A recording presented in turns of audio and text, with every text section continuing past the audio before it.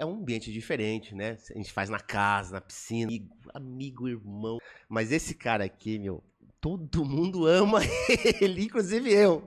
Leonardo, parceiro. Tudo bem, Léo? Boa, Milha. Cari. Cari!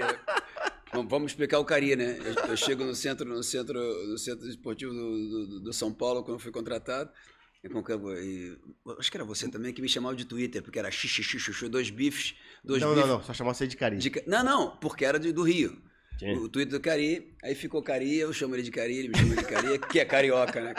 Com muito orgulho. Não, Amélia, muito feliz de estar aqui, cara, muito de te ver, mó barato. Ô, Léo, você precisa vir mais pro Brasil, pô. Eu sei que você mora na Itália, tá? Tem a família lá estabelecida, aquela coisa toda, tá? Você precisa vir mais pra cá, pra São Paulo, pro Rio, pro Brasil, porque você tem muitos fãs no Rio, porque você arrebentou no Flamengo, e muitos fãs em São Paulo, porque você é bicampeão mundial comigo em 93, Léo. Porra. Você tem toda a razão. A gente começou pelo... Quanto tempo que você não vem pro Brasil? Não, porque eu venho pro Brasil, eu venho sempre, mas realmente, assim, eu há muito tempo não te encontro, há muito tempo não vejo as pessoas do futebol, porque é uma correria danada. Quando eu venho pra cá são poucos dias, é família e tal, aquela correria. Eu também fui ficando desse jeito, mas você tocou num ponto delicado, porque pra mim, depois, agora estamos ficando velho, né? Com quase 56 anos, sinceramente, eu quando penso assim, falei, porra, se eu tivesse vivido mais tempo, mesmo pós-carreira, depois do futebol, mais tempo no Brasil, acho que eu teria vivido, mas foi assim, a história foi essa, não tem como voltar. Tô feliz, não tô reclamando de nada, não, agradeço a Deus todo dia, tudo que eu vivi, mas esse é um buraquinho, vamos botar aí, é um buraco aí, é um buraco. Ô, Léo, o pessoal que não viu você jogar, claro, né, hoje mudou tudo, né, nós estamos no novo século, 15 anos de carreira? 20, né? A minha carreira foi até curta, né? Porque eu parei com 32, né? Sim. Comecei com 18 e parei com 32. Você parou porque quis, Léo? Parei por vários motivos, Milha. Parei porque comecei a ter problema físico. Sim. E também, não sei se você lembra do Galliani. Sim, claro. O Galliani é o meu mentor. Um dia ele chegou pra mim, tava indo no Milha, e falou assim, você quer jogar ainda? Eu falei, por quê? Se não quiser, vem trabalhar comigo. Aí... De um dia pro outro eu comecei... Então foi ele que despertou essa nova... Ele me colocou do lado dele. Eu tinha 33 anos. Ainda era Berlusconi dono? Ainda era o dono Berlusconi. E o Galliani era o... E eu fiquei com ele 7 anos depois disso. Então eu parei com 33 anos e... Ou seja, parou porque quis. Eu tava parando já, tá? Eu acho que eu não tinha teu físico, né? Ô, Léo, eu comecei a sentir. Quando você dava o tapa, o cara chegava na frente? Exatamente, eu falei, não é possível. Não, tem um momento que eu nem dava mais o tapa. Eu falei, pô, aí acabou, não tava dando. Isso já no meio, né? Isso já no meio, já na frente. No Milan eu jogava. Fui jogador. Meio atacante. Fui jogador de tudo que é lado, né, cara? Então, assim, mas eu jogava meio atacante, mas já tava começando na descendente. E, sinceramente, essa oportunidade foi maravilhosa. Eu fiz uma universidade do lado do Galliani, fiquei 7 anos com ele.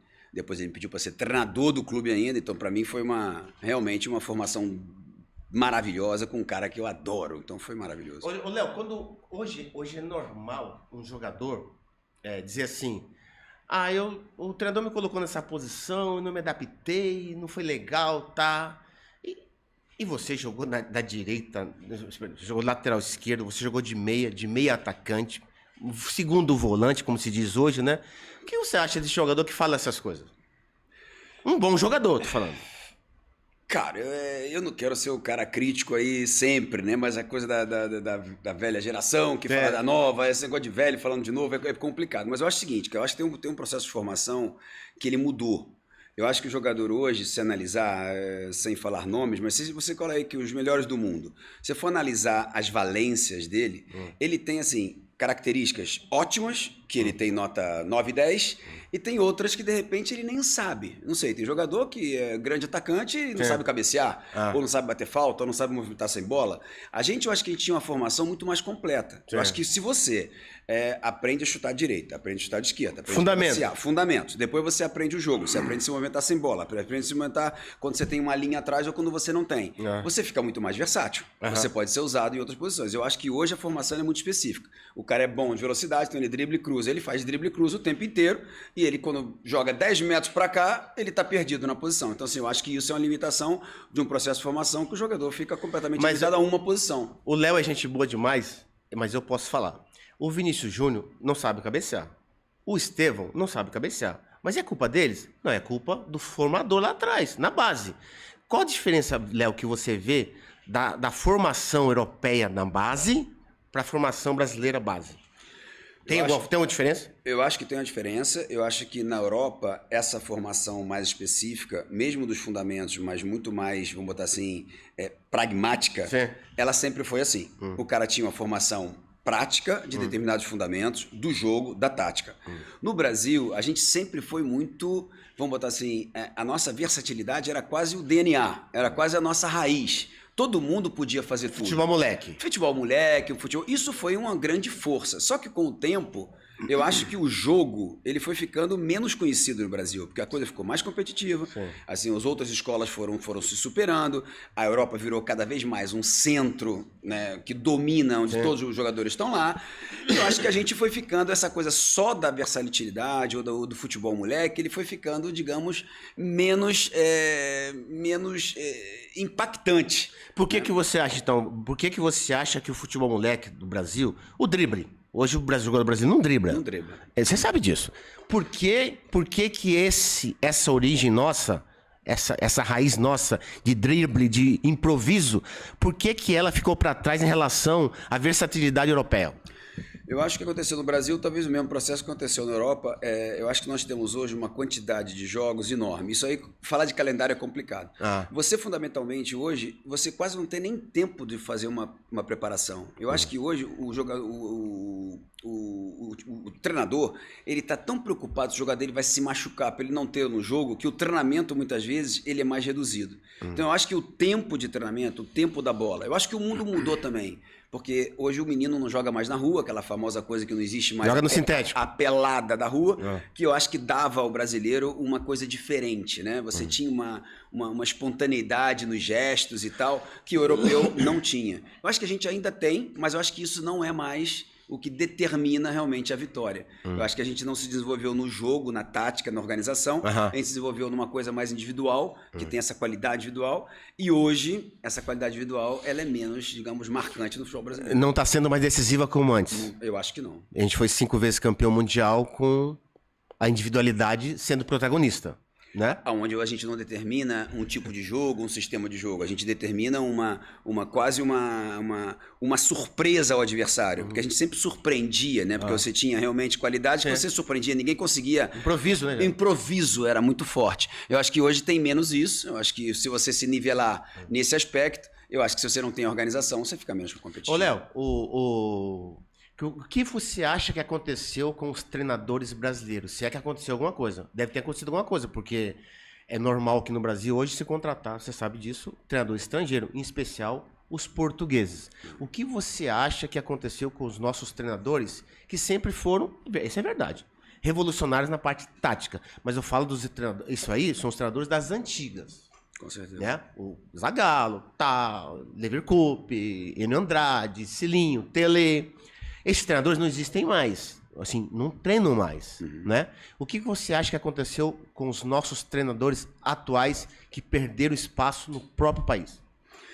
Bom, eu acho que o processo de formação dos treinadores ele teria que ser revisto, porque como o jogo mudou, eu acho que, e o treinador tem uma outra coisa, eu acho que o treinador passou a ser uma figura muito mais central no projeto. Eu acho que tinha uma situação do treinador, com certeza, ser o responsável pelo time.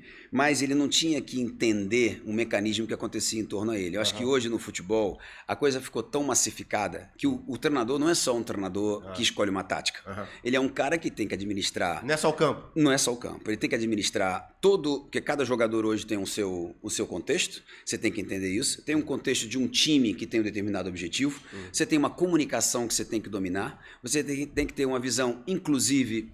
econômica do que acontece no teu time, porque isso você não pode eliminar esse lado. Então, assim, eu acho que o treinador ele virou um gestor de uma série de coisas, né?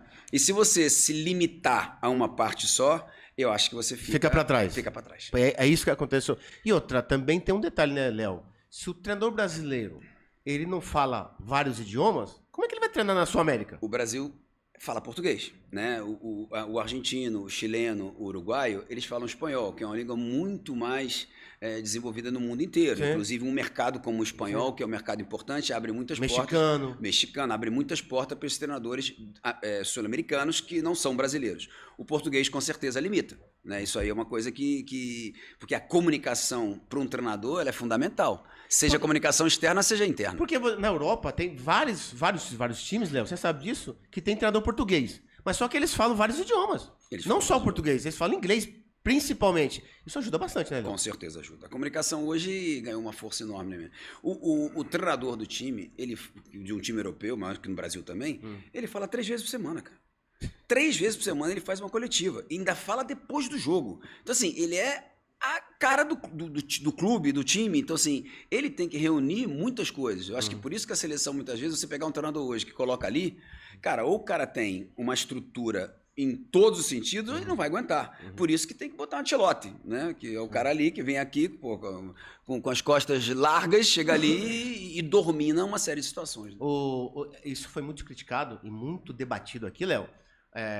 O Brasil é pentacampeão mundial com um treinador brasileiro. Para que um treinador estrangeiro, aquela coisa toda, aquela coisa toda. O que você achou da contratação do Ancelotti, né? Você já falou isso em outros lugares, inclusive na Itália. O que você achou do Ancelotti na seleção brasileira? Pô, Milha, eu acho que foi um achado. Eu concordo com a discussão de se a gente precisa ter um estrangeiro ou não. Até entendo um pouco essa polêmica, vamos botar assim. Mas eu acho que o Ancelotti foi capaz de calar uma situação que era difícil de você acalmar. A CBF vivia uma crise política tão profunda, cara, que se não acontecesse uma coisa como o Ancelotti, eu não sei como seria esse ano antes da Copa do Mundo. Politicamente falando. Politicamente falando e, de consequência, esportivamente falando. Que reflete no campo. Que reflete em tudo. Se você não consegue, vamos botar assim, fechar o lado esportivo, ele é completamente influenciado, como foi influenciado antes do Ancelotti chegar. Eu não sei o que vai acontecer, mas eu acho que ele, desse lado, ele no aspecto humano, no aspecto de relação com os jogadores, no aspecto de simplicidade, de humildade, eu acho que tudo isso era uma coisa que a gente não tinha. Sim. Então ele trouxe. Tudo bem, é um italiano, fala português, como fala, mas eu acho que ele trouxe uma bagagem que a gente não poderia encontrar no Brasil nesse momento. Eu acho que também deve ter tido uma estratégia de dizer, vamos trazer uma coisa que é o nosso escudo. Com certeza deve ter tido na CBF uma maneira de calar o que estava acontecendo. Que se analisar, né, Milha, é um absurdo o que aconteceu politicamente na CBF nos últimos 2, 3 meses, né, cara? É uma coisa inadmissível. Nos últimos 2 anos. Sai o Dinaldo, volta o Dinaldo. Sai, volta, vai e volta. Pô, Milha, pelo amor de Deus. A gente estava falando outro dia, o último presidente da CBF que terminou o mandato foi o Ricardo Teixeira nos anos 90. Depois de 20 anos Nós estamos CBF. 20 e tantos anos onde o presidente que começa o mandato não termina. Ou ele é banido do futebol, ou tem até problemas, vamos botar assim, criminais, né? Sim, sim. Então é uma coisa, se você analisar isso, não tem como ter uma estabilidade. E não sei se é uma coincidência ou não, mas são 24 anos que a gente não ganha também, né? Ô, Léo, aqui no Brasil tem uns baba-ovo do Guardiola. É verdade. Os caras, Guardiola. Esse inventou a bola. Que o Guardiola é o cara. Ficou 7 anos no City sem ganhar nada. É fato. Fato é fato. Eu acho o Ancelotti 200 vezes melhor que o Guardiola. Os números dele, coroas... Eu gosto do Guardiola. Então, mas beleza, Léo. Mas só que o Guardiola perdeu uma chance pro Ancelotti agora. Perdeu. E o time do Guardiola, pra mim, muito melhor que o Real Madrid. Bom, muito mais completo, muito mais time. Você viu o time do goleiro ao ponto esquerdo, como dizia Ana Andrade? Com certeza. E perdeu pro Ancelotti. Então eu acho que o Ancelotti, ele não tem estratégia, não fala bonito. Como você falou, ele é um cara, na dele, é um boleirão. Ele fala língua, ele gosta de trabalhar com um jogador brasileiro, tanto é que no Milan tinha, acho que uns quase 10 um time de brasileiro lá, e ele administrava bem os brasileiros jogavam bem com ele, quer dizer, então eu acho que ele não deve nada pra ninguém, muito menos pro Guardiola, porque... Eu acho que o Guardiola, se a gente analisar o futebol espanhol, como identidade de jogo, hoje é o mais claro. Não sei se é o melhor ou o pior, mas você identifica um time que marca a pressão lá na frente, recupera a bola muito mais alto que os outros, que quando tem a bola, ele tem uma posse de bola constante, depois pode ser mais lento, pode ser um posse de bola estéreo, pode ser o que a gente quiser. Mas não é uma coincidência que na última Champions League chega Arteta, Guardiola e Luiz Henrique. São 3 treinadores espanhóis. Então, assim, isso não é uma coincidência, porque você acaba tendo uma marca registrada. Isso eu acho que é uma coisa importante, com o tempo os resultados acontecem. O Ancelotti, eu acho que ele é fantástico, porque ele é o cara que se adapta a qualquer coisa. Ele tem um time, ele tem um tipo de jogador, ele tem um tipo de dirigência e ele consegue botar essa galera toda... Administrar tudo isso. Porra, cara, ele consegue. E ele tudo que acontece de ruim, ele... Então, o que você acha desse detalhe dele? Na beira do campo, ele diz assim, olha, eu não tô aqui, eu não quero aparecer, quem tem que aparecer é o meu time. O que você acha dessa atitude? Eu gosto disso. Eu acho que é super inteligente.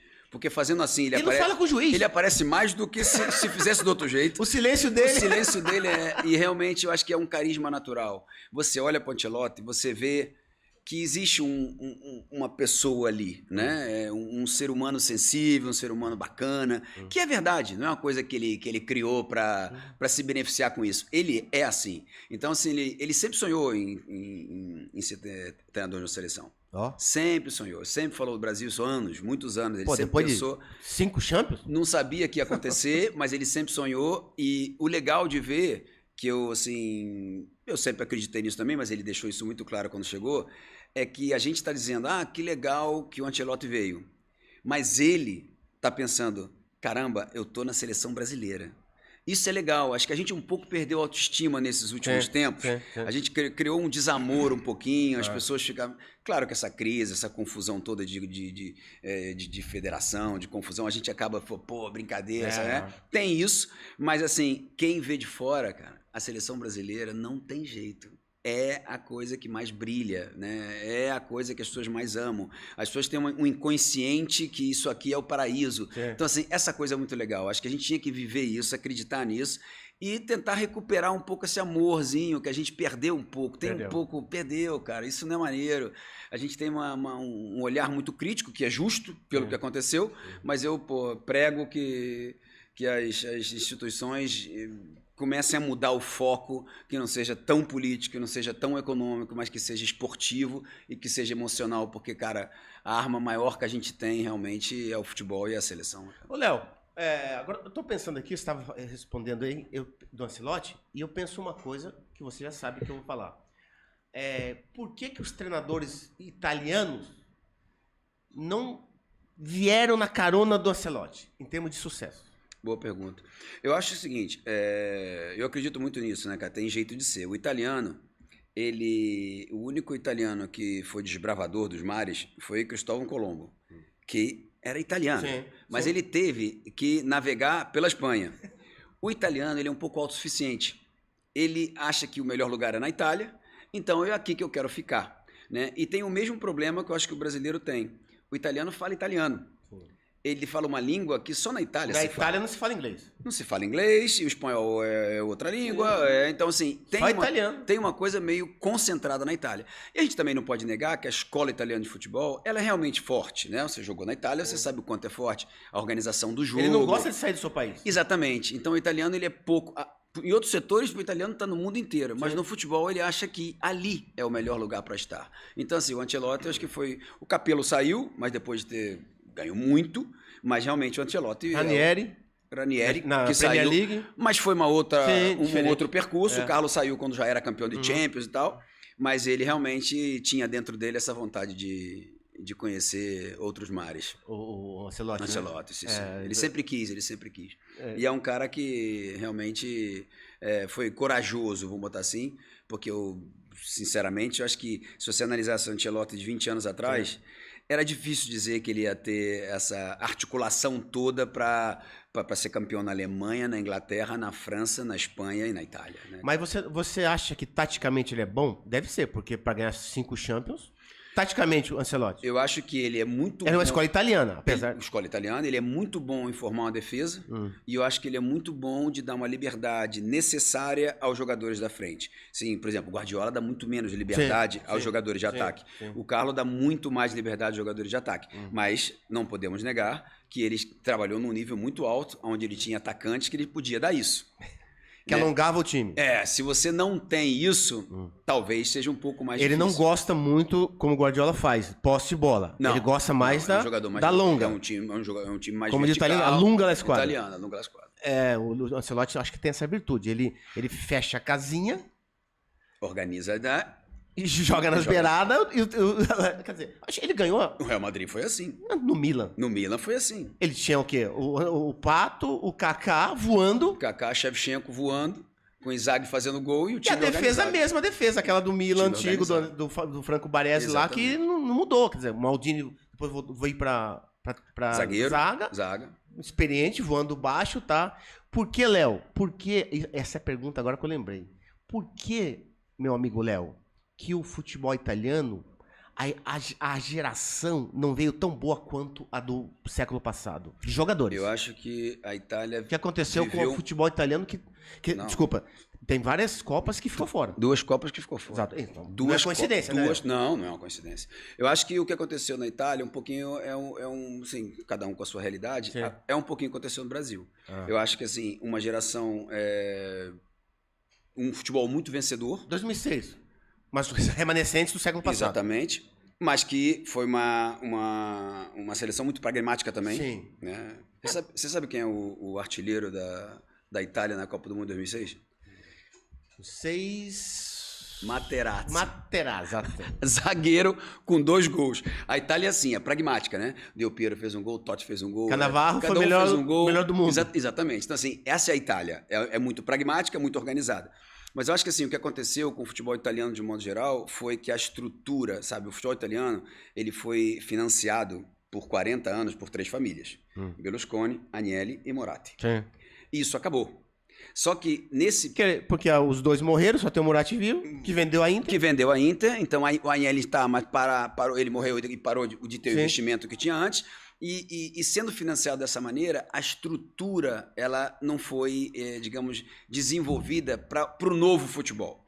Estádio, política de liga, inclusive o aspecto de formação da base. Então, tudo isso foi um pouco... Como tinham dinheiro, compravam os melhores jogadores, levavam para a Itália e tal, foi uma coisa que foi acontecendo. Quando isso acabou, a Itália ficou um pouco órfã desse tipo de... Mas por que a Primavera não revelou? Eu acho que o investimento... A Primavera é a base da Itália. É a base da Itália. O investimento mesmo que tinha nos grandes jogadores não era proporcional ao que era a formação. Então a formação ela foi ficando limitada, esse pessoal acabou, entraram novos fundos e novos investidores que infelizmente não são investidores que possam alavancar, digamos, o que acontece na Premier League, o que aconteceu na Alemanha, que foi um investimento, ou na própria Espanha, que foi financiada um pouco por Cristiano Ronaldo e Messi, esse fenômeno durante 15 anos, e a Itália foi ficando para trás e hoje, infelizmente, talvez seja o 4º campeonato europeu. Ô, Léo, aqui no Brasil hoje, outro dia eu tava falando com o Japa e com o Salgadinho, eu tava assistindo um jogo, isso é São Paulo, Flamengo, Palmeiras. No jogo, metade do time jogando era estrangeiro. O que você acha disso, Léo? No nosso futebol pentacampeão. Isso é complicado. Eu acho que isso aí, cara, eu tava vendo até os números. Isso aí é meio chato. Eu acho que meu papo fica meio chato, porque eu sou muito pragmático, mas... Não, pode, Léo. Pô, aqui até... Pode falar que você pode falar rasgado. Aqui podcast não é televisão. Não, mas eu tô ficando velho. Televisão é neura. Tô com medo de ficar chato, né, cara? Não. Velho fica chato. Mas, assim, eu acho que os números que a gente foi vendo, assim, tá acontecendo o mesmo problema que aconteceu na Itália. Hoje, os times brasileiros... Por isso que eu te perguntei isso aí. É um paralelo, né, Léo? Os times brasileiros hoje, eles gastam quase 70% do faturamento com o jogador, né? E dentro desse 70% tem muito erro. Então você fica com um investimento muito forte que talvez você não consegue transformar. Isso é difícil para todo mundo, pelo amor de Deus. Sim. Mas eu acho que no Brasil, isso é uma coisa que poderia ser evitada. Porque se você investe realmente no processo de formação, se você não deixa o Martinelli embora com 15 anos, ou o outro embora com 14 anos, com 16 anos. Hoje o ataque do Brasil foi embora do Brasil todo mundo com 15 anos, 16 anos. Martinelli, Rafinha, Rodrigo e Vinícius Júnior foram embora do Brasil com menos de 18 anos, eu acho. Todos eles. Né? Com 17 anos. Endrick agora? Endrick foi depois, então, Renier foi também, vários jogadores. Quem dá certo, quem dá errado. Mas assim, se o Brasil se dedicasse realmente a isso, eu acho que não precisaria de tantos estrangeiros. Tem lugar que você precisa... A Arábia precisa desenvolver o seu futebol, tem que contratar estrangeiro para você tentar fazer com que o teu campeonato seja visto. No Brasil não teria essa necessidade. Eu acho que isso é um fruto de uma vontade de ganhar a curto prazo, mesmo do clube. Mediatismo, que você acaba contratando realmente jogadores que um pouquinho... Na base hoje, Léo, o pessoal é geral. Tá preocupado com o título. O que você acha disso, Léo? Infelizmente. Infelizmente, cara, a coisa virou... É que a geração mudou, né? Mudou tudo, cara. Assim, mas o título na base, pra mim, é bom pro treinador. Pro jogador, não. Mas o treinador também pensa de ser... Não, pro treinador. De crescer, né? Ele pensa de crescer. O título na base, pra ele é bom. Vai ter currículo. E pro jogador, formação. Mas isso eu acho que é sempre a política de um clube. É você que determina. O clube tem que determinar. Não sei, São Paulo, se a gente fosse analisar, cara, não era por acaso que formaram 10 jogadores na mesma geração. Cara, tinha uma coisa mirada. O Flamengo, o slogan do Flamengo dos anos 70, 80 era craque o Flamengo faz em casa. Então, existia uma ideia real de você transformar isso e você botava isso também na cabeça do jogador mais jovem. O jogador mais jovem hoje, com 14 anos, na categoria de base, você vai falar com ele, o sonho dele é ir embora. O objetivo dele é ir embora, né? Parece que dar certo é ir embora. Então, assim, isso, infelizmente, a gente tem que conter. Agora, para fazer isso, a gente tem que criar uma série de situações, né? Seja de investimento econômico, seja de estrutura. Você tem que dar a esse menino também que ele vislumbre um futuro aqui, porque ele vislumbra um futuro fora. E se o clube contrata treinador estrangeiro para base, o que você acha? Olha, no Brasil. Eu não tenho nada contra estrangeiro ou não. Desde que seja bom. Eu tenho contra competência, exatamente. Eu acho que no Brasil a gente tem. Acho que no Brasil a gente tem competência, acho que a gente só se perdeu, como você estava dizendo, no objetivo. O objetivo é formar jogador? Cara, a gente sabe fazer. Mas se o objetivo é vender o jogador... Cara, é outro objetivo. Se você quer... E outra coisa, a gente perdeu a força, porque isso é outra coisa que a gente tem que defender os clubes. Os regulamentos que foram sendo feitos e foram modernizados, eles favoreceram muito a esse... A Lei Pelé arrebentou com os clubes. Porque realmente você é muito frágil. Hoje os clubes estão refém do jogador. Refém do jogador. O jogador com 16 anos não renova o contrato, ele pode ir embora. E você já... Como é que você faz? Você é obrigado a aceitar isso. Aí ele diz, então tá, então eu vendo. Então, assim, isso aí tinha que ser revisto, é uma questão política forte, mas eu acho que países exportadores, vamos botar assim, a França vive isso também, exporta muitos jogadores, e isso é uma fragilidade muito grande do sistema que o clube sofre muito. O clube acaba sendo refém. Totalmente refém, o jogador fica mais forte, o agente, ele tá ali para fazer negócio e ele vislumbra isso, ele já cria a coisa para isso, e acaba sendo o caminho normal de muitos deles, né? Ô, Léo, você que mora na Itália, cidade maravilhosa, país maravilhoso, ô, Itália. Ô, Léo, Copa do Mundo, Léo.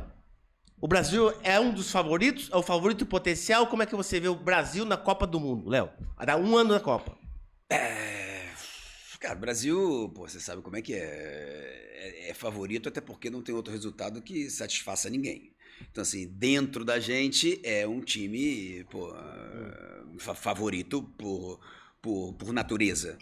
Mas olhando hoje, sendo bastante prático... Não tem um time. Não tem um time. Sinceramente... Atualmente, não tem. Atualmente, tem um grande treinador, mas não tem um time. Um grande treinador que chegou agora, que está conseguindo botar a coisa mais ou menos numa... Você sabe que na data FIFA não vai arrumar um time. Exatamente. Não tem como, tem pouco tempo. 2 dias só. Eu acho que ele vai ter que fechar um grupo também pelo lado humano, de um grupo que está bem juntos, que tem uma consciência do objetivo, que entende o momento. Acho que isso vai ser uma coisa importante. Depois, um pouco de qualidade, com certeza a gente tem. Mas se tivesse hoje... Se eu tivesse que dizer um favorito, eu acho que eu colocaria mais a França e a Argentina. Pra Copa ano que vem? Eu acho, pensando... Espanha, França e Argentina. Eu acho que são os 3 em potencial. São os 3 em potencial. Aí vem de atrás Brasil, Inglaterra, Portugal. Alemanha, Eu vejo mais esses 3. Acho que o Brasil geração de Portugal ainda tá uma grande geração. É que Portugal tem aquela coisa, né? Engraçado isso, né? Que assim, a tradição é. Como a gente bota o Brasil favorito, mesmo Sim. sem ter um bom time, a gente não bota o Portugal favorito, mesmo tendo um bom time. Sim. Porque é engraçado isso, mas quando tem o. Mesmo que isso mudou, conseguiu algumas conquistas, mas eu acho que o Portugal ainda tem que dar aquele passo da consciência de poder ganhar. Será a última Copa do Cristiano Ronaldo. Que muda um pouco, né? Que é um cara. Mas que já não é mais o Cristiano Ronaldo Sim. de anos atrás. Então, assim. Talvez Portugal seja o quarto. Ô, Léo, uma coisa interessante que outro dia eu tava falando com o Japa. Os jogadores argentinos, na sua maioria, o goleiro, o atacante, eles nos clubes deles, eles não jogam nada. É verdade, é fato. O Dibu Martínez, o goleiro. É. Mas chega na seleção, os caras se agigantam, meu. Os caras passam a régua. Eu tô fazendo esse contraponto porque na seleção brasileira, os jogadores da seleção brasileira, nos seus clubes, eles são protagonistas. Faz gol, decide título, cara. Chega na seleção, meu, ganhamos de Paraguai aqui, eu fui no jogo, Léo. Um sufoco, o cara errou um passe assim pra trás, achamos um gol. Meu, por que o jogador brasileiro hoje, eu acho que ele tem que aprender a jogar na seleção brasileira. É isso, Léo? Eu acho que são ciclos. Eu acho que hoje jogar na seleção brasileira não é fácil. Porque eu acho que tudo que foi acontecendo e a distância do último título e a dificuldade, né, de ganhar os jogos, como você está falando, foi dando cada vez mais assim, a dificuldade do jovem chegar. Tem um período que o jovem chega, está tudo redondo e puf, né, a coisa vai naturalmente. Não tem referência? Exatamente, chega uma coisa mais fácil, papapá. Hoje, jogar na seleção, sabe, nos primeiros 15 minutos, as coisas não começam a dar errado, sabe como é que é? Aí começa aquele negócio, meu Deus do céu, e, pô, você tem que ter uma estrutura ainda muito maior. No nosso caso, você lembra de 94, a gente vinha de Copas um pouco mais complicadas, só que era tudo gente de uma personalidade muito forte, era gente com uma estrutura de jogo muito forte, e foi baseado nisso que o Brasil acabou ganhando, mesmo sendo criticado, né? Pô, time que só pensa na organização, 2 volantes, o que é isso, o que é aquilo, e foi um time super organizado, pô, com qualidade também, mas que as pessoas viam menos, e depois acaba sendo campeão. Eu acho que hoje o time precisaria de uma coisa assim, meu irmão, a gente sabe da Não tem um líder dentro de campo. O líder acabou sendo o Ancelotti, né? Sim. Hoje realmente... O líder é fora de campo, tá na beira do campo. Ele tá buscando no Casemiro, talvez, essa liderança. Ele tá certo nisso? Um cara mais pragmático. Eu acho que ele está buscando pessoas que ele conhece, confiança, como referência, trouxe depois de um pouco de tempo, mas eu acho que assim, hoje se você analisar o que é o grupo do Brasil, você não consegue nem definir nesse aspecto psicológico. O que é? Esses caras estão imbuídos mesmo? Como é que é? Eu acho que tudo isso tem que ser construído agora, com um ano para a Copa do Mundo. Eu acho que ele tem que... O Ancelotti ainda foi um achado também por isso, porque ele é um cara pragmático. Então ele é um cara que vai tentar fazer a coisa mais assim, adaptada para aquela situação, que hoje não é brilhar. Hoje não é brilhar. Não. Hoje não é brilhar, porque você nem tem, sinceramente, elenco para isso. Ô, Léo, eu tava vendo a convocação, não tem jeito, né? A gente sempre vai criticar. Isso é fato. Ele convocou o Richarlison, que tá bem na Premier League. Mas na seleção, o Pedro voando cheira gol, voando baixo no Flamengo. Por que ele não é convocado?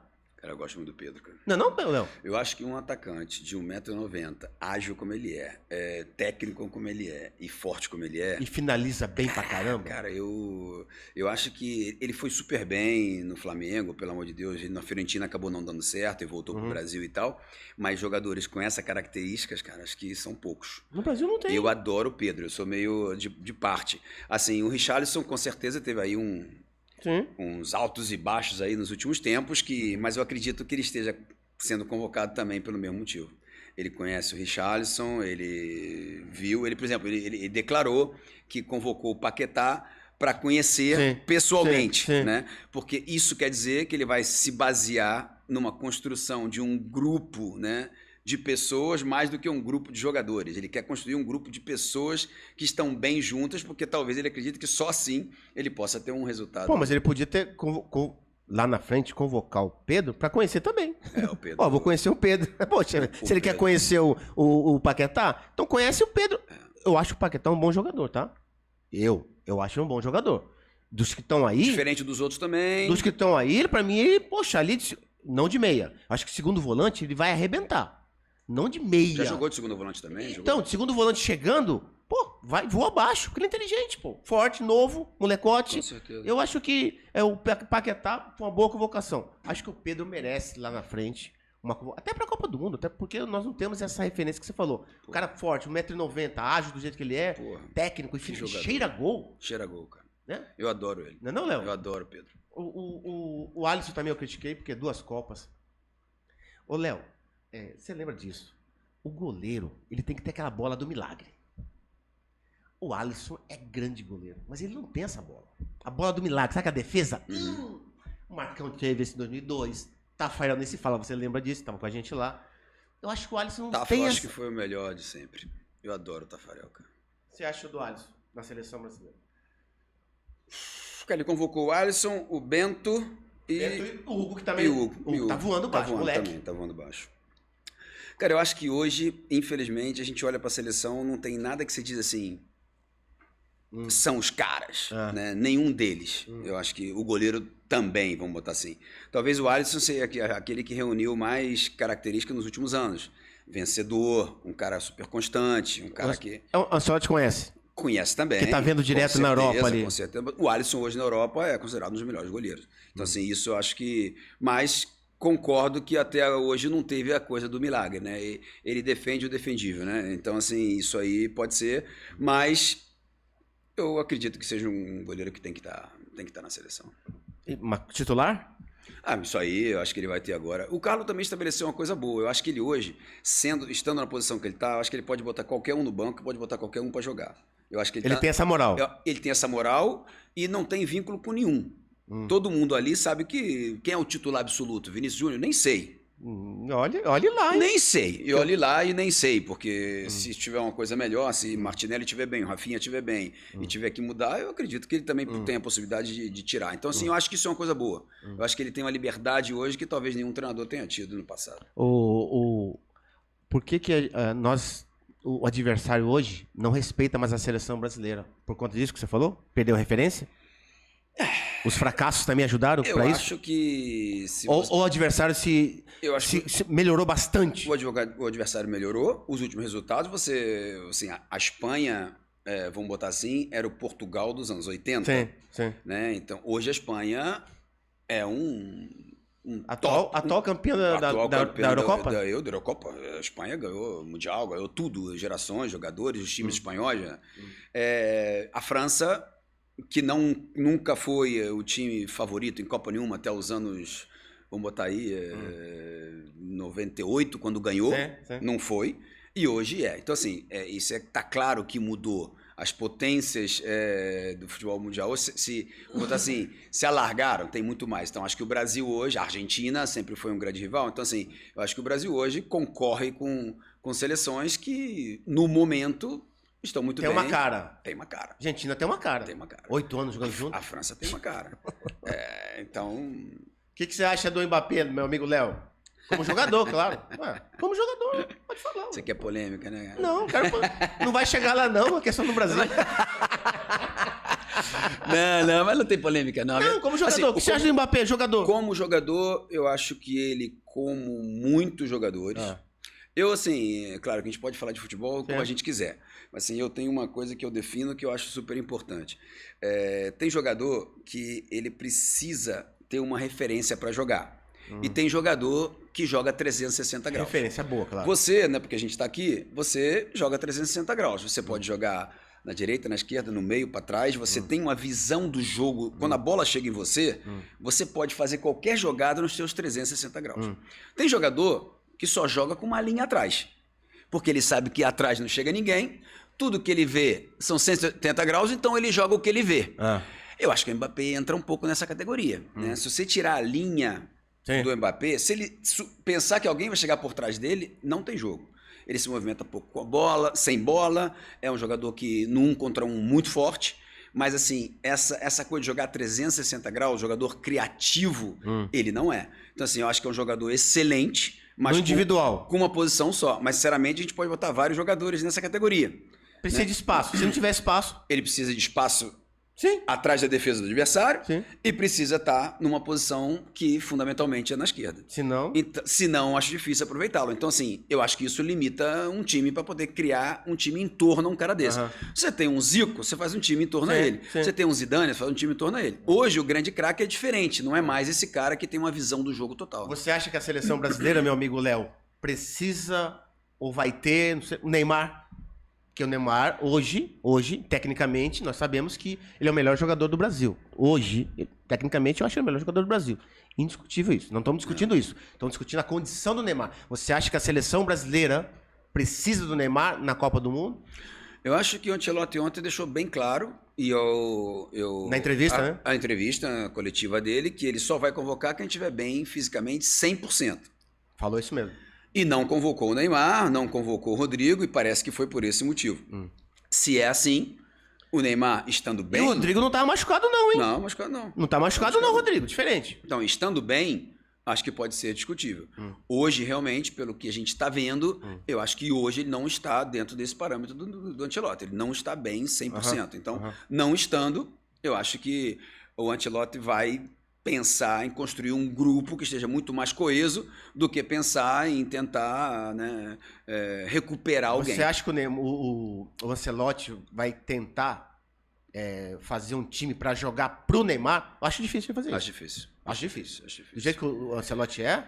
E acho também que não vai ter nem tempo para isso, porque esses dois jogos vão acontecer. Data FIFA não tem tempo. Terminar, não tem data FIFA, vão ser 2 amistosos, parece que no Ele tem aquela pré-copa, 40 dias. Lembra? Copa Querila, exatamente. Aquela pré-copa, 40 dias para formar o time. Acho que não vai ter tempo para isso, mas não acredito que ele vai fazer o tipo Neymar. Uma coisa em função disso. Acho que vai ser, se o Neymar estiver bem, é ele que vai se adaptar ao que o Carlos vai construir.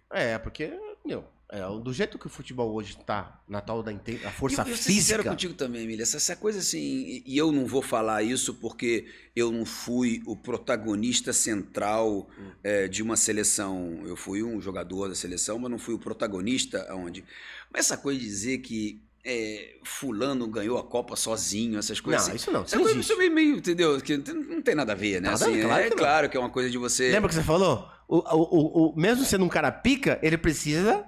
Pô, cara... Da referência. Exatamente. Então, assim, não tem essa coisa assim, vou botar o Neymar pra resolver tudo. Cara, não tem cabimento, cara. Não tem, assim... Mas não porque não pode dar a uma pessoa esse espaço. Mas não é isso. É que não é possível. Isso não é verdade, né? Assim, o Maradona ganhou a Copa sozinho. Não é isso, cara. É Maradona, é o cara. Pelo amor de Deus. Pô. E como eu digo, eu não sou o protagonista principal, não tenho problema nenhum de ser o secundário de uma conquista.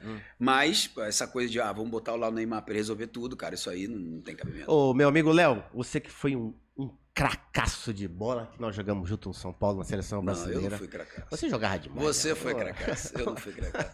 Ô, Léo, você jogou Quem te colocou no meio? Foi aquele holandês lá, que fraco, aquele treinador? Guus Hiddink. No Valência? Não, na verdade minha história é estranha, né? Minha história não é de... Você chegou lá como lateral direito. Lateral esquerdo. Perdão, no Valência. Cheguei eu jogava com 3, ele me pegou pra jogar como quinto, o famoso quinto, que já não se fala mais isso, mudou tudo. Mas minha história foi meio, você não é de garoto prodígio, eu era meio campo na categoria de base. Eu era lateral porque era um espaço que me botaram lá, então foi tudo uma coisa assim, mas jogava de meio campo também e depois subi pro profissional.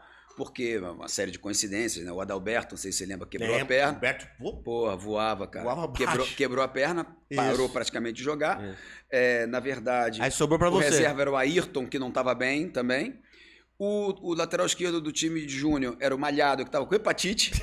Porra, você imagina como é que são as coisas? Tinha que ser você mesmo. Eu tinha treinado com um profissional uma semana antes, porque... 87 isso. 87. Que era a volta do Zico, ele estava treinando e tal, ele treinava com o Júnior, eu treinava com ele, e foi tudo uma coincidência, e eu acho que o Zico deu até um empurrãozinho também na minha... o time era bom pra caramba. Bom pra caramba, e eu comecei de lateral. Então assim, aí foi toda essa coisa, joguei lá, joguei cá, uma confusão danada, mas que pra mim foi ele lá que te colocou no Valência no meio. O primeiro jogo que eu jogo, mano, é Flamengo e São Paulo no Maracanã. Você faz 2 gols. 2-0. 2-0. Sabe quem era o lateral esquerdo? Era você? Você nem lembra, tá vendo? Você voava tanto que você nem viu o lateral esquerdo. Era o Aldair, cara. Não, tá, aquele dia lá, a torcida crucificou o Aldair. Não, botaram o Aldair, que não é lateral esquerdo, pra jogar. Você fez 2 gols em 20 minutos e eu entrei no segundo tempo. Aí você não jogou mais. Quando eu entrei, você não jogou mais. Mas e a gente perde 2-0, aí eu viro titular e jogo a Copa União toda e a gente é campeão. Exatamente. Essa foi a história de minha lateral esquerda. Aí vou pra seleção de lateral, aí ficou aquela coisa toda. Aí o holandês te coloca no meio. Ele me coloca pra frente, eu começo a fazer um golzinho e tal. E... Aí sabe como é que é, né? Você começa a ir pra frente, você não quer mais voltar, né? Não quer mais voltar. Pô, só o Lothar Matthaus que foi pra frente quis voltar. O meu amigo Léo, vou te falar o seguinte, como é que você lidou com essa, a palavra hoje é essa, né?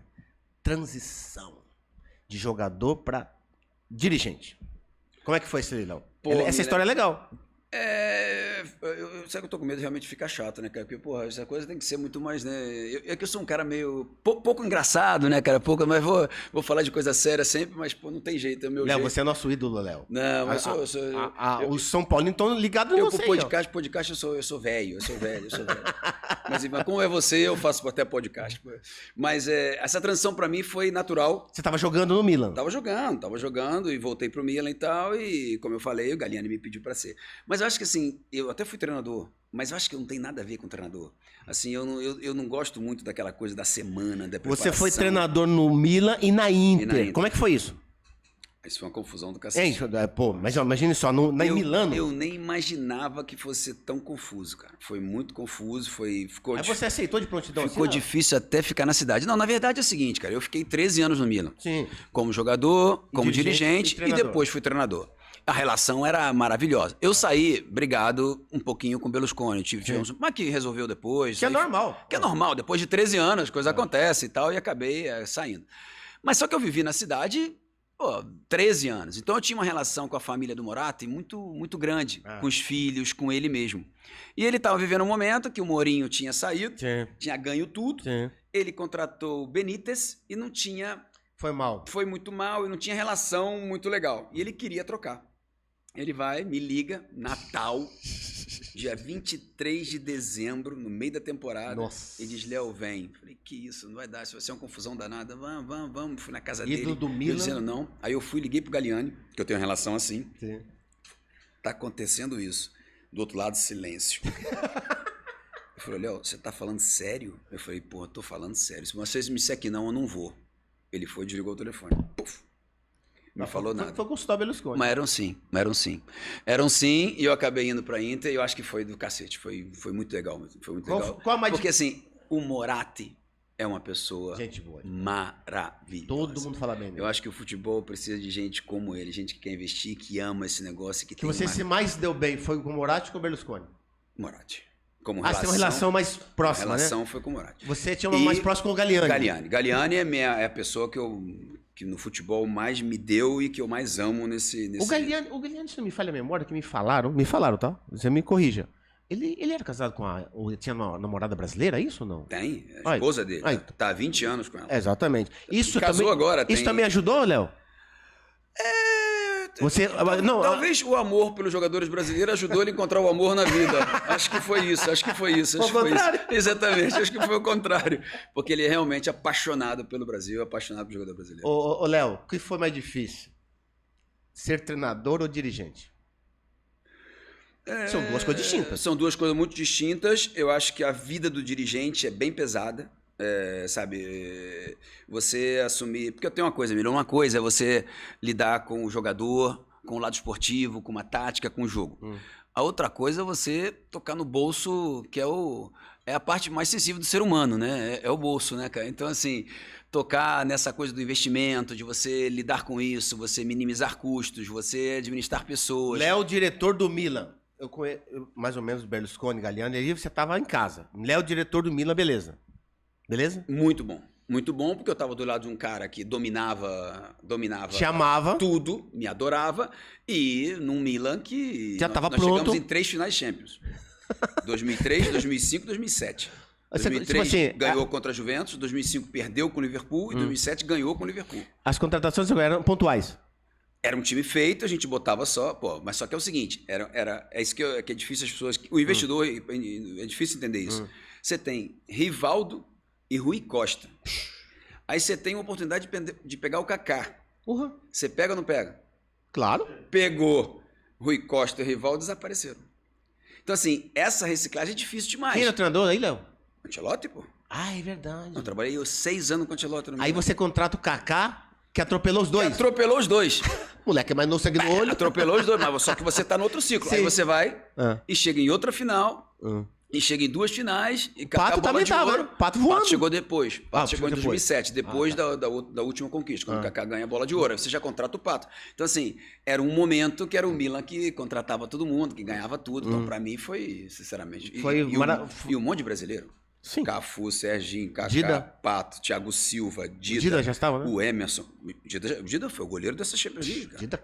Não, era muito Brasil. Ronaldo Fenômeno, Ronaldinho, todo mundo. Foi passagem... Essas contratações todas foi você que fez? Todas eu tava lá. Ou você participou junto com o Galliani? Todas junto. Não, eu e o Galliani, a gente era... Sim. Eu, o Galliani e o Edu Braida, né? Era nós três que... A harmonia era... Total. Aí você foi dirigente da Inter. Não, fui treinador da Inter. E depois dirigente. Não. Só treinador da Inter? Só treinador da Inter e depois fui para Paris Saint-Germain. Então, ser diretor no Paris, diferente? É um mundo diferente. Você chegou lá numa terra meio que arrasada, que é verdade, em termos de futebol. Ali foi bacana demais, meu. Bacana demais, porque eu tinha jogado no Paris Saint-Germain, eu tinha uma relação e, assim, o Qatar, cara, eu tenho uma admiração enorme pelos caras.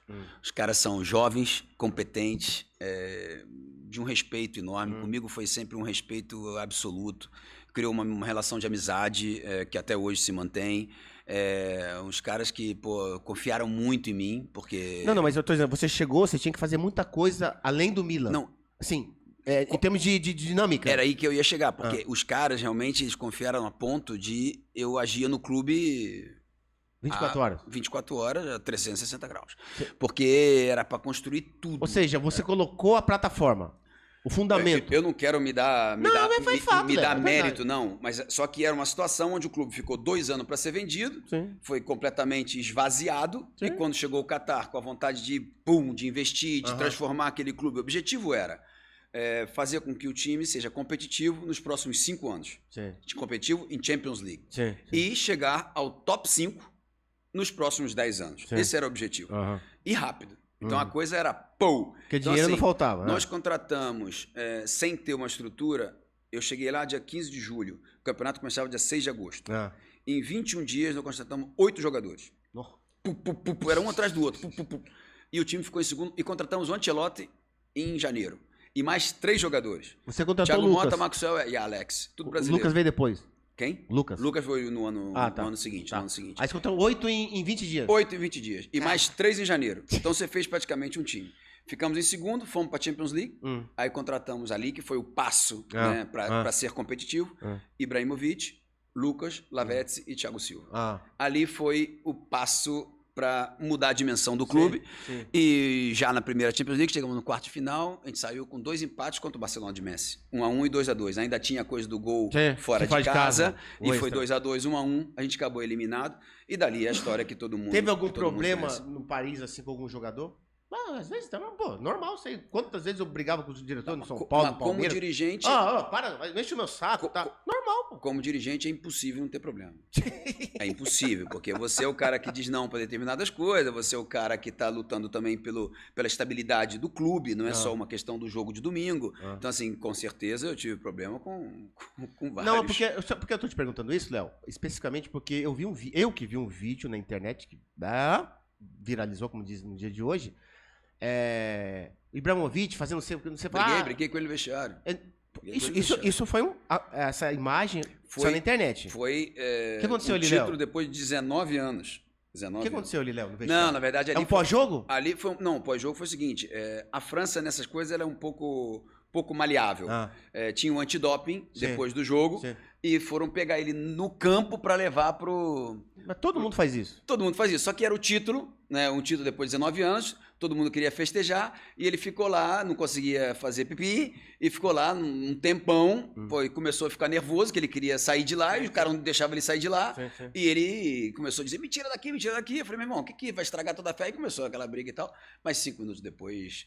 Tava tudo certo. Foi por causa do doping. Foi por causa do doping. Eu queria mijar e não conseguia mijar. Não conseguia e ele queria comemorar com todo mundo, justamente. Mas tem jeito de ser meio mala, hein? Não sei não, mas tem jeito de ser meio mala. Mas eu gosto, cara. É o seguinte... Como jogador.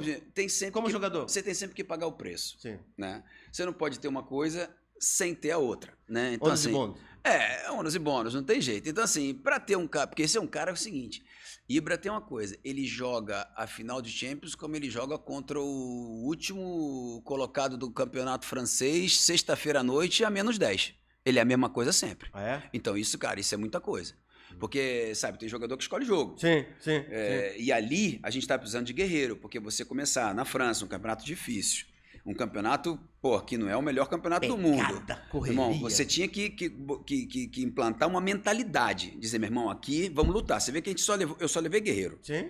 Thiago Silva, Ibra, Thiago Mota, guerreiraço. Jogou muito lá. Lavezzi, guerreiraço. Os caras que vão pra dentro, entendeu? Então, assim, o time era time de guerreiro. Sim. Então, assim, isso no início era necessário. Era cara bom e cara afim de ir pra dentro. Uhum. E os caras construíram a base desse Paris Saint-Germain. Uhum. Cavani. Cavani veio com você tudo também? Também, porra. Tudo guerreiro. Veio do Napoli, né? Veio do Napoli. Do Napoli, veio do né? Napoli. Cavani. Ele tá... Acho que a melhor fase do Cavani foi no com Paris. Certeza. Não? Fez muito gol no Napoli também, mas no Paris ele foi um ídolo muito importante. Ele jogou quanto tempo no Paris com você, Léo? Os 2 anos? anos? Eu fui embora depois, porque eu tive um problema de suspensão, mas ele jogou no Paris Saint-Germain, ele chegou em 2013, ficou até 2021, jogou 8 anos. Cara. Ele jogou 8 anos no Paris? Eu achei que ele tinha jogado só 3. 8 anos. Não, nessa época aí? 8 anos. Mas ele, ídolo da torcida, né? Hã? Ídolo artilheiro. Ídolo artilheiro. Ele foi, o Ibra depois passou, o Mbappé depois passou, mas ele foi... Quando ele estava bateu ali... o recorde quando estava ali, o maior número de gols, fez mais de 200 gols no clube. Ô, Léo, hoje, o meu amigo Leonardo, se fosse escolher, queria ser treinador ou dirigente? Hoje. Boa pergunta. Milha, eu acho que eu não volto a fazer o que eu fazia, não. Eu não quero mais ser diretor de esportivo como eu fui. Eu acho que a idade Aquele que apagava fogo todo dia. Eu não voltaria naquela posição. Assim, aí vai ficando mais velho, vai vendo a coisa de outra maneira. Experiência, né? Não sei, mas assim, talvez tenha um lado de bom senso, da maturidade, não sei. Mas eu acho que assim, eu acho que eu seria que eu acho que é o que vai acontecer, eu não sei quando, mas acho que vai acontecer. Eu acho que eu vou ser tipo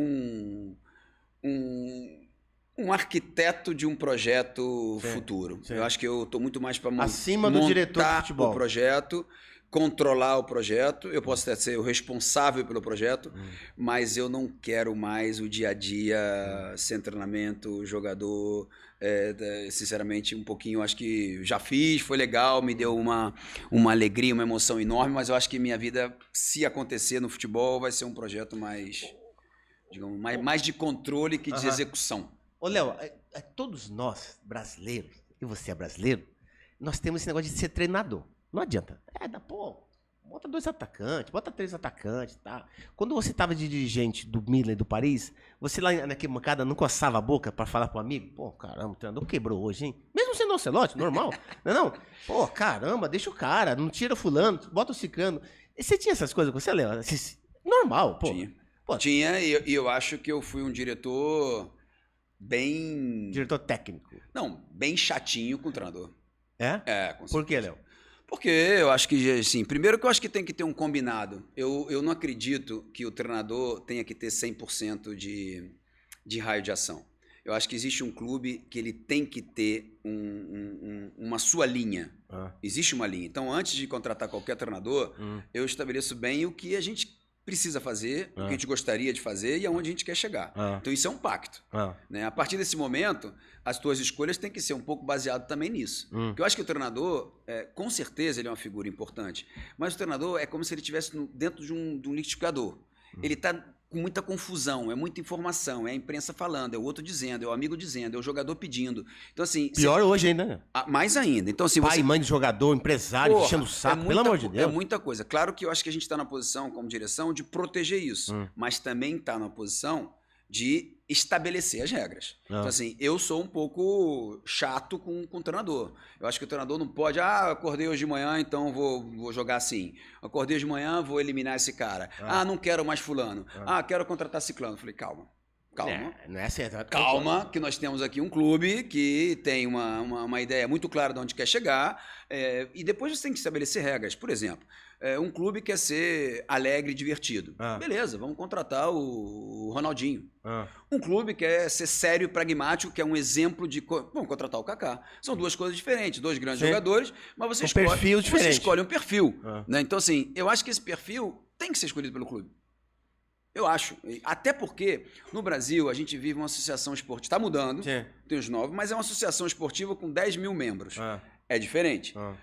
Na Europa, fundamentalmente, você tem um dono. Né? Lá é totalmente diferente. É totalmente diferente. Então, você tem um dono que também sonha, que também pensa. Então, você tem que combinar um pouco o que é a ideia de uma empresa, a ideia de um dono, com o que é a parte esportiva, que tem que ter um respeito pela escolha do treinador. Mas eu acho que tem que ter um equilíbrio.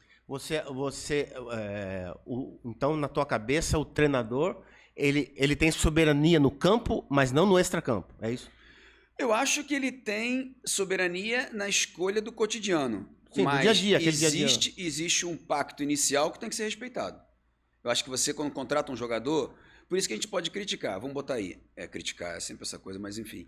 Mas o dirigente de futebol, da onde ele vem? Qual é a formação dele? Fundamentalmente, os presidentes de clubes hoje no Brasil, e na Europa também muitos, eles vêm, são empreendedores, empresários, são dirigentes de outros setores que chegam no futebol sem conhecer. Qual o critério que ele tem para escolher um treinador? Não tem nenhum. Referência nenhuma. O presidente da CBF vai escolher um treinador. Como? Ele fez o quê? Ele vai baseado em quê? Então, assim, se você não tiver, é o que acontece a maioria das vezes, uma ideia tua, você dá pro treinador 100%, se ele perder, é culpa dele, se ele ganhar, é mérito dele. Por isso que os dirigentes no Brasil fracassam, que eles dão ideia, treinador, ideia 100% tua, se vira, é isso? Eu acho que acontece. Que é errado. Eu acho que é errado. Porque você também não pode, que aí seria você botar o treinador numa situação onde ele é responsável por tudo, se perder a culpa dele, você muda ele. Aí você vai a tentativas. Mesmo o Flamengo, se você analisar, que é um clube que hoje tem uma estrutura maravilhosa, a melhor do Brasil, os últimos treinadores foi uma série de tentativas e erros, tentativas e erros. Ele ganha porque é um time bom, mas ele não conseguiu hoje implantar um sistema de gestão de time constante. Ele foi dando a um, foi dando a outro, e agora tem o Felipe, que está indo muito bem, que coincidiu de ser um ex-jogador e já conheceu o clube, e essa coisa está sendo feita de uma forma natural, mas eu acho que o clube tem que ter o seu know-how. Ele tem que ter a sua estrutura que é mantida. O treinador chega e pilota essa estrutura. Eu acho que o treinador não pode ter 100% da responsabilidade, se errar tudo culpa dele. Eu acho que isso aí é uma coisa que pro clube é nociva. Eu acho uma declaração muito nada a ver. Perdeu hoje, a responsabilidade é toda minha. Pô. Isso não existe. Não. Isso é uma tentativa de proteger o time, mas se analisar... Isso não está protegendo coisa nenhuma. Então, isso é uma carência do clube. Não Porque é. o clube fica, o treinador passa, o jogador passa, o clube fica. Então, alguém tem que pensar naquela instituição. Ela não pode viver de... E no Brasil acontece isso. Tem um clube que ganha 3 anos, depois passa 10 sem ganhar, e fracasso, aí muda o presidente. Essa coisa, eu acho que tem... A instituição tem que ser protegida. Aquela frase que é bem conhecida aqui no Brasil, que diz assim, não posso cobrar do treinador método de trabalho, eu posso cobrar resultado. O que você acha dessa declaração? Mas é o que a gente está falando. Eu acho que método de trabalho não pode ser só dele, cara. Assim, se um clube, por exemplo, 10 minutos a gente acaba, Léo. Beleza. Bora. Vamos lá atrás. São Paulo, teu. Sim. Okay? São Paulo dos anos 80, 90. Tinha um know-how. Tinha um cérebro que funcionava em função daquilo. Tinha uma ideia de início, meio e fim. Produziu 2 gerações maravilhosas e vencedoras. E aquele know-how estava dentro do clube. Chegava um outro treinador, mas ele tinha ali... Permanecia aquela coisa. Se você não faz isso, você vai andando... Se hoje chega um treinador, faz tudo e vai embora e leva tudo com ele, o clube ficou órfão de alguma coisa que fez dele vencedor. Né? Então, assim, o clube tem que ter um cérebro esportivo constante. E isso, os dirigentes de futebol, que não são de futebol, não têm essa visão. Para ele, é uma gestão comercial, uma gestão econômica, uma gestão da torcida, uma gestão de comunicação, mas acaba sendo a gestão esportiva quase, digamos, feita por outros. Olha, você concorda que o clube brasileiro tem que virar, os clubes grandes têm que virar SAF? Olha, a SAF, eu acho que virou... Que, na verdade, é clube empresa. Alternativa para clube falido. Sim. No Brasil, virou alternativa para clube falido. Sim. Quem virou SAF é porque não tinha uma outra alternativa. Eu não acredito num modelo único. Acho que não tem que ser SAF ou tem que ser, sabe? Na Inglaterra, todos são empresas. Sim. Há anos. E são empresas de sucesso que são coordenadas por uma Premier League, Sim. que é uma grande agência, uma grande controladora de tudo isso. No Brasil, esse controle ainda não existe. Financial Fair Play, controle de investimento. Entra a 777 no Vasco, você nem sabe de onde vem o dinheiro, aonde foi, o que foi, o cara faliu e foi embora. Então, não existe controle nenhum. E deixou o rombo. Exatamente. Então, é uma SAF falida. Então, assim, acho que não existe um modelo que tem que ser. O Real Madrid e o Barcelona são associações sem fins lucrativos ainda. O Real Madrid são os investidores madrilenhos que bancam o time todo ano são com bilhões. Associações, é uma associação e ainda. É o clube mais rico do mundo. E mais vencedor. Sim. E mais vencedor. Então, assim, não existe que você Então não precisa ser SAF. Tem que ter uma SAF, exatamente. Você tem que ter um modelo que se adapte à realidade do clube. Isso é o que tem que ser. Eu acho que no Brasil a gente está aí também com tentativa. Eu acho que o Botafogo vai passar por outro momento complicado. Acho que já está com um momento complicado. Já está começando, porque não é questão de ser SAF ou ser associação, é a questão de você ser sustentável.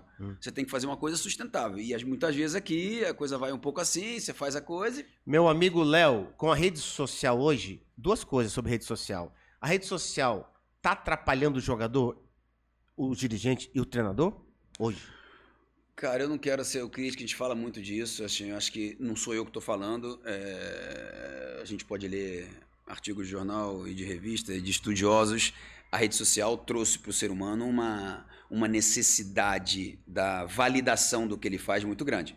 A gente bota uma coisa esperando que as pessoas digam tá legal ou não tá legal. Então isso eu acho que cria uma insatisfação muito grande. Eu acho que o jogador vive muito a rede social. Eu acho que a rede social te traz muitas vezes uma coisa negativa, na minha opinião. Claro que nós somos uma geração diferente, a gente não tinha esse ataque constante do público individual, né? Que você vai ver ali no teu perfil, você é bom ou não é bom, te dei like ou não te dei like. Eu acho que isso mudou sim, mudou o comportamento. Acho que muitos estão muito preocupados se aquela coisa mudou para pior? Eu acho que criou uma coisa ainda mais ligada ao indivíduo. Que é normal, o ser humano é assim, mas quando você tem uma coisa muito individualizada, onde você pensa muito na tua imagem própria, fazer um time é mais difícil. Porque é normal que você botar individualidades numa mesma sintonia, onde a coisa é muito concentrada sobre cada um, cara, fica mais difícil a construção desse quebra-cabeça. A notícia chega mais rápido para todo mundo. Não, mas o que ele faz é para a individualidade dele. Tudo é ligado ao que vai ser seu ego, o perfil dele, a profissão dele, a carreira dele. Então, inclusive o treinador. Hoje, sem dar nomes, tem treinador que não quer brigar com o jogador porque o cara faz um like ferrando ele e tá sem comércio. Ele tá sem mercado. Tem presidente, é uma doideira. Tem diretor de clube que dispensa o treinador por conta da rede social. Exatamente. Ele vê o que está acontecendo na rede social e depois toma a decisão dele. Então, assim, eu acho que a gente virou uma preocupação muito grande, que é normal. A gente pensa com a nossa imagem do que é, mas eu acho que isso compromete uma construção de um todo fortemente. Ô meu amigo Léo, em cima do que você está falando aí de rede social, aquela coisa toda, tá? Então você acha que o jogador hoje os times grandes, a concentração é quarto individual. Na nossa época era 2. Eram 2, que eu achava legal. No Flamengo é de 2006, na concentração. A gente ainda tinha que levantar de mão para pegar salgadinho pros mais velhos. Verdade. Vai lá, moleque, vambora. Imagina só. Léo, o melhor jogador que você viu jogar? Ou que você jogou com ele? Pô, cara. Ué. Eu, assim, vou dizer... O melhor jogador que eu vi que jogou comigo foi o Zico. Vou dizer 2 justamente por isso. O Zico, pra mim, é assim, ó concurso em tudo. Porque Zico, pra mim, além do que ele representa como jogador, e pô, a qualidade dele, a simplicidade e tão eficaz que era o jogo dele, a quantidade de gols, o modo de fazer. Zico era fenômeno. Fenômeno. E uma pessoa que, cara, eu tenho um amor. Até hoje. Eu tenho um amor pelo Zico. O Zico até hoje é humilde. Cara, é uma coisa incrível, né? Quando ele chega, aquela simplicidade dele, ele um pouco desbunda todo mundo, né, cara? Assim, é uma coisa impressionante. Então, pra mim, é o completo. Depois, eu acho que o Ronaldo Fenômeno foi uma coisa impressionante, cara. Eu acho que o Ronaldo teve, assim, anos da carreira dele que realmente ele tava numa sintonia diferente. Ele girava de uma outra maneira. Melhor atacante que você viu jogar, Ronaldo Fenômeno? Acho que sim. Tem um monte, né? Sim, tem um monte. Mas eu acho que o Ronaldo, aqueles anos principais dele. No Barcelona. Como número 9. Não, no Barcelona Real Madrid arrebentou. E na Inter também. Machucou. Antes de machucar, ele arrebentava. Pô, fez o primeiro ano que foi uma coisa... O treinador que era fraco, aquele fraco. Hector Cooper. Pelo amor de Deus. Mas, pô, acho que o Ronaldo ele não gostava de brasileiro. Também. É verdade. Argentino, né? Ele não gostava de brasileiro, pô. Entendeu? o meu amigo Léo, o melhor time que você jogou? Pode ser 2, 3. Não, São Paulo. Sem dúvida aquele nosso São Paulo. Eu acho que eu nunca tive, assim, tanta certeza que a gente podia ganhar o jogo, qualquer jogo.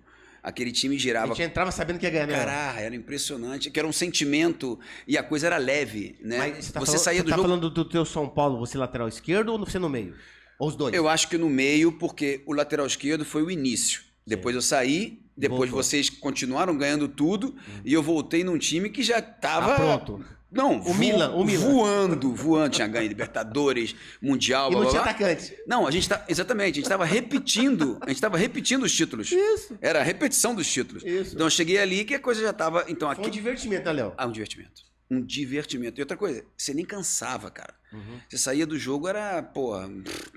E eu nunca tive essa certeza. Eu acho que o melhor time que eu joguei foi aquele. No São Paulo de 93, que o Leonardo, 93, 94. meu amigo Léo de camisa 10, arrebentou.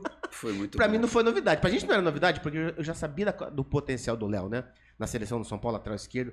Eu falava pro saudoso dele, ele falava assim, professor, o Leonardo no meio. Eu falava, o Leonardo no meio, ele não vai ficar devendo nada a ninguém. E o Tele fala assim, será? Eu falo assim, poxa, olha a habilidade que ele tem. Ele vem na lateral esquerda, vem, corta. Lembra que você cortava pro meio, passava, tá? E o Tele, acho que isso também contribuiu pro Tele lá na frente, né? Esse foi que ele te ligou, né? Foi, me ligou. E depois me falou que ia me botar no meio. E eu acho que ele já tinha essa ideia. Ele foi meu treinador no Flamengo também. Isso. Foi meu treinador no Flamengo também. Quer dizer, o Tele é um cara que, pô, a gente conhece bem. Ele não dava duro nem em mim, nem em você. É verdade. Ele te amava também. E dava duro em todo mundo, né? O Raí, porque ele amava o Raí. Porra, Cafu. O Cafu xingava direto. Mas ele fazia pro bem, né? Pro bem, ele claro. queria estimular o cara, né? Ele queria... É aquela coisa, se ele parasse de falar contigo, era muito pior, né? Se ele te abandonasse, era muito pior. Léo, treinador, melhor treinador que você... 1, 2, 3 treinadores. Tele. Melhor que você trabalhou? Tele? No Flamengo e no São Paulo? Tele. Por que, Léo? Porque, cara, assim, ele tinha uma preocupação, né? Ele era um cara que a estética também era importante. Ele queria a coisa bonita. Ele queria que a coisa funcionasse, nem que você perdesse o jogo, mas você tinha que funcionar legal. E eu acho isso é uma coisa que ele gostava do boleiro que tratava bem a bola. Tem a bola. Então isso é uma coisa que eu já gostava, sinceramente. E depois eu acho que assim, a dedicação dele, aquele modo dele quase ranzinza, mas que era de paizão. Depois a ideia da perfeição técnica, de chutar uma bola do jeito, se posiciona assim. Isso não tem mais. Não, esquece. Isso não tem mais. Acabou. Então, assim, essa coisa... E você vê que muitos jogadores, mesmo sem citar nome, que talvez não tivesse uma grande qualidade, com ele rendia mesmo. Porra! Vários? Ele conseguiu botar os caras num nível muito alto sem ter isso. E isso é do cacete, cara. Isso é difícil para um treinador. E depois, cara, assim, eu tinha uma identificação com ele. Pelo que você vai... Acho que não é questão que ele não me dava duro. Acho que tinha um carinho. Sim. Tinha um carinho que a olhada dele para mim já era dura. Eu sabia também. Eu sabia também aonde estava, onde não estava. Então, assim, cara, para mim foi o cara que eu mais me identifiquei. Meu amigo Léo, isso que eu tenho que te falar. Porque a gente não tem só festa. Tem guerra também na profissão, né? Aquela expulsão. Puta que pariu. Eu lembro da cena. Pós-jogo, eu lembro. Muito ruim. Não é diferente, né, Léo? Muito ruim. Meu amigo Léo voando baixo. Eu falava pro Branco, pode desamarrar a chuteira. Por quê? Você não vai jogar. Eu falava pra ele, pô. A gente tinha intimidade, a gente já vinha de 3 Copas, eu e Branco, 2 Copas. Falava, Branco, esquece-me. O Léo tá voando em todos os sentidos.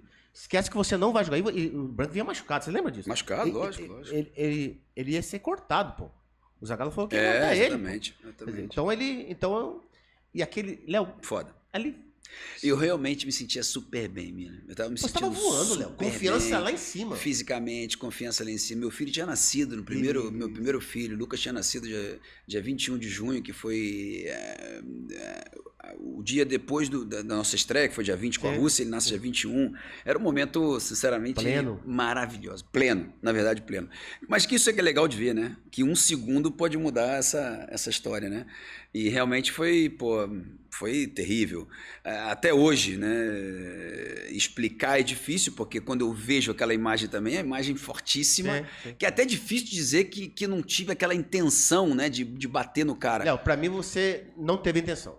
Não, vou ser sincero, cara. Ele tava puxando minha camisa e era a terceira vez que acontecia aquilo no jogo. Na jogada. Ele tava me marcando, eu apoiava muito, acho que a indicação era me marcar. Então eu ia e ele fazia falta. Aí quando ele foi, ele me segurou pela camisa e ele tá caindo aqui e ele me puxou a camisa. Você tentou sair dele. Eu tentei tirar o braço dele, da minha camisa. Porra, ele tava caindo, peguei ele aqui, mira, aí foi foda. Aí foi realmente, dá até dor, né, de pensar, porque... É como se desmoronasse, né? Quando eu vi o cara com cartão vermelho, eu já... Foi a maior tristeza da tua carreira. Ah, foi. Foi a maior. Foi. Copa do Mundo? Foi. Não, e é inegável que, eu me sinto menos campeão, menos... Não, mas é normal, cara. Aconteceu um negócio que eu não fui até o final. Eu fiquei com o grupo, mas fiquei numa situação, né? E, poderia até ter comprometido o time, podia... Um jogador a menos. Mas a coisa legal dessa história é assim, cara, eu era muito ligado ao Bebeto, a gente jogou no Flamengo há muitos anos, e realmente eu fui expulso aos 43 minutos do primeiro tempo. Aí eu vou logo pro vestiário, e logo depois vocês chegam, né? Eu chego, e eu tava no canto lá, eu falei... Chorando, eu vi? Morto no canto. Aí Bebeto, aquele jeito dele, né? Aquele jeito de garotinho que ele vem assim, velho, fica tranquilo, eu vou fazer um gol, a gente vai ganhar esse jogo, vai dar tudo certo. Eu falei, beleza, velho, vamos lá, vai com tudo aí. Nessa hora é difícil, eu não queria nem atrapalhar, né? Sim. Aí, meu irmão, vai lá, gol dele. 1-0, 4 de julho, contra os Estados Unidos, nos Estados Unidos. Dia da independência dele. Pô, meu irmão, quer dizer, pior não poderia ser, né? Então, assim, e ele faz 1-0, o branco, que estava se recuperando, que não estava bem, volta com a Holanda, faz o gol da vitória. Da falta. Que talvez eu não fizesse aquele gol, né? Aquele gol, acho que tipo de gol eu não faria. E ele fez. Então, assim, acabou sendo uma história ruim dentro de uma história feliz, que foi legal para todo mundo no final, mas para mim, com certeza, foi. Porque, rapidinho, Léo, pra gente acabar. Por que o futebol brasileiro não é visto lá fora? Na época não era. Porque não foi estruturado. Hoje, com rede social, principalmente, lá não se sabe no futebol. Eu acho que teria que ter muita coisa, né? Aqui a gente precisava de um programa todo para falar disso, mas tentando falar rapidamente, eu acho que o tipo de visão que a gente tem política do futebol, ele amarra e engessa o nosso produto. A gente não tem nem uma união para fazer uma liga. Nós estamos há anos brigando por uma liga e hoje existem 2 ligas que a gente nem sabe o que vai acontecer. Se vem direito televisivo separados, um monopoliza o direito internacional, o outro... Então, cara, se não houver uma consciência de que se todo mundo se juntando, a torta vai ser maior e a divisão dela vai ser melhor para todo mundo, se não tiver essa consciência, não vai acontecer nada. Mas agora, um país como o Brasil, que tem a população que nós temos, a tradição que nós temos, a qualidade que nós temos e a riqueza que nós temos, talvez seja um dos poucos que possa fazer realmente um campeonato à parte, fora do centro europeu, que é o centro do futebol hoje, que poderia ter realmente uma visibilidade mundial. Só que, cara, a gente está fechado numa política, que a gente tem o que tem na CBF, a gente tem o que tem nas ligas e nada. Você criticou o nome, por que, Léo? Como? Você criticou o nome, Brasileirão. Não, quer dizer o seguinte, se você tem que vender um produto para o exterior, e você, na tua casa, nome mais bonito, eu concordo. Chama esse de Brasileirão, ele não é compreensível.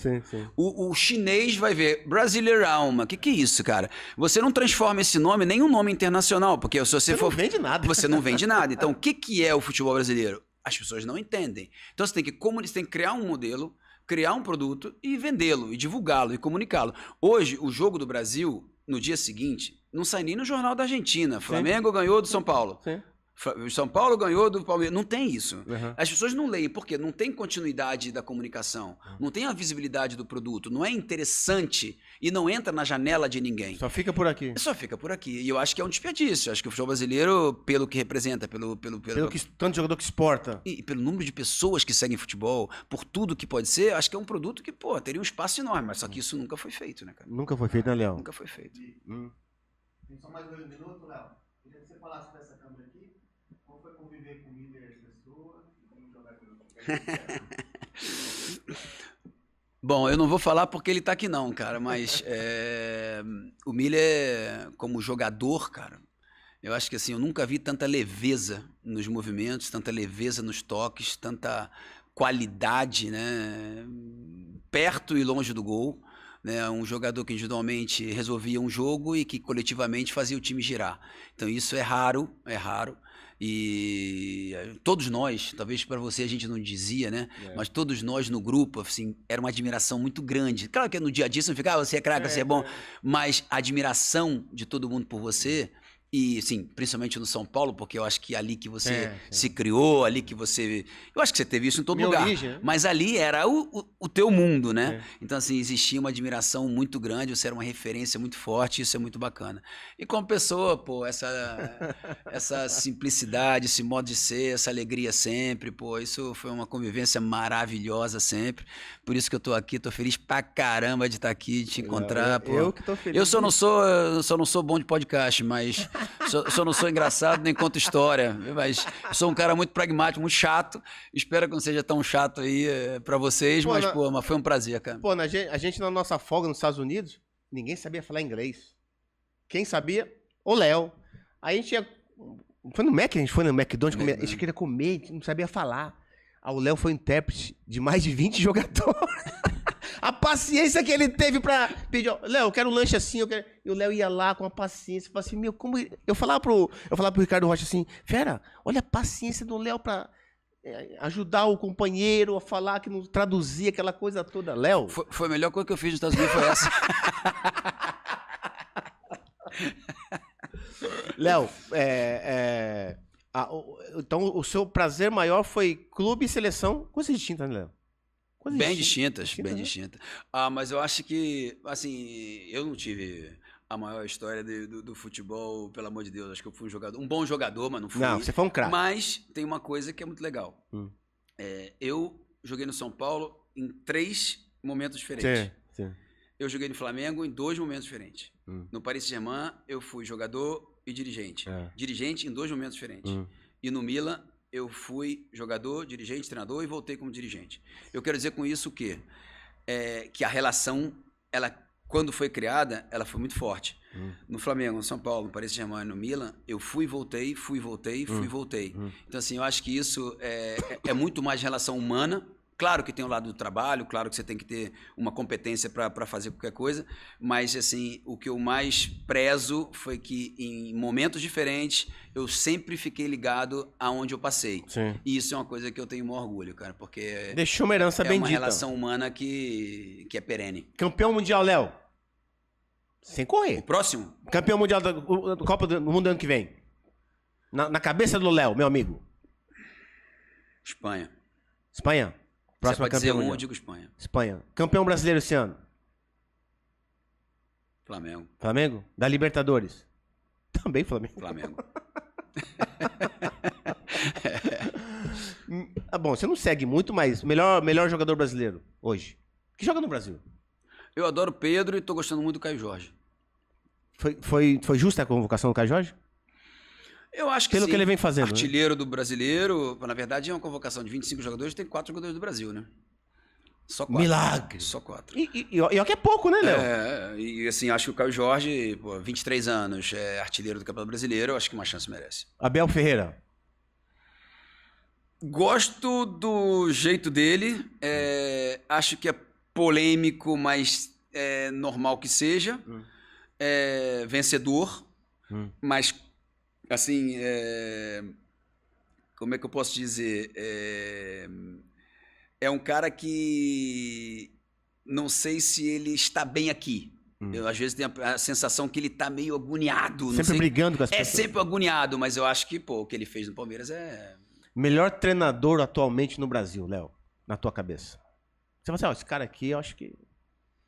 Mesmo estrangeiro? Mesmo. Bom, um estrangeiro e um brasileiro, vai, porque... Eu acho que o Abel Ferreira tá entre os melhores, com certeza, e eu acho que o Felipe Luiz, cara, vai ser um dos melhores. Você acha que o Felipe Luiz tem, não bagagem, mas ele tem capacidade para ser um treinador de seleção futuramente? Eu acho que ele entra naquela categoria que a gente estava falando antes. Eu acho que ele tem um entendimento global daquela posição dele. Ele não é só um treinador, eu acho que ele estudou. Entra naquela... Ele entra. Naquele eu pacote? Acho que ele se encaixa numa visão de... Ele sabe se comunicar, ele entende as situações. Fala vários idiomas. Ele é incisivo no momento que tem que ser, fala vários idiomas, jogou na Europa. Eu acho que ele tem, assim... Ele é um cara que tem muitas qualidades. Será que nós vamos perder o Felipe Luiz para a Europa? Tem possibilidade, Léo? Ele jogou lá, né? Pode ser. É? Pode ser. É bem grande, né, Léo? Pode ser. Não dá pra competir com o Euro, né? Não, mas esse é o problema. A ideia do cara de ser bem-sucedido é ser bem-sucedido na Europa, né?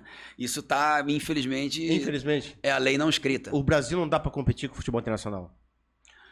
Milha, Temos financeiro? Não, em termos de tudo, Milha. Assim, eu vi essa discussão aí, né? Durante o Mundial. Isso. Ah, o Brasil é competitivo, não é competitivo, os times europeus vê como é que não é. Eu acho que essa discussão, ela não tem sentido, cara. É como você dizer, que é melhor? São os economistas do Brasil ou economistas americanos? Cara, o americano tem uma economia mundial. O Brasil tá vivendo uma economia... Tribal. No Brasil. Então, assim, cara, aí o cara, de repente, aqui é até mais inteligente que o de lá, mas o cara tá lá. Então, hoje, quem tá na Europa tá no cenário mundial. Então, não tem como discutir isso. Infelizmente, a resenha acabou porque o Léo fala muito e ele tem horário pra... Ele vai agora na ESPN, né?